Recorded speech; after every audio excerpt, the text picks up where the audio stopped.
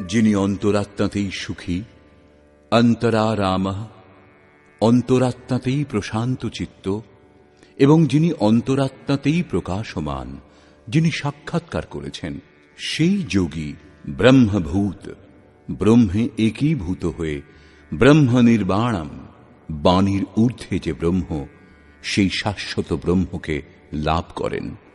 অর্থাৎ সর্বপ্রথম বিকারসমূহের কাম ক্রোধের অন্ত, তারপরে দর্শন এবং শেষে প্রবেশ। আরো বলছেন,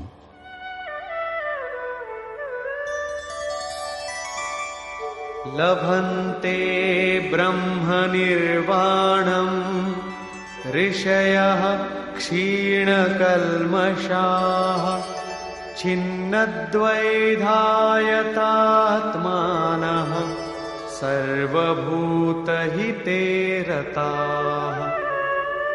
পরমাত্মার সাক্ষাৎকার করে যাদের পাপ নাশ হয়েছে, যাদের সংশয় নষ্ট হয়েছে এবং সকল প্রাণীর কল্যাণে নিরত, অর্থাৎ যারা লাভ করেছেন তারাই এরূপ করতে পারেন।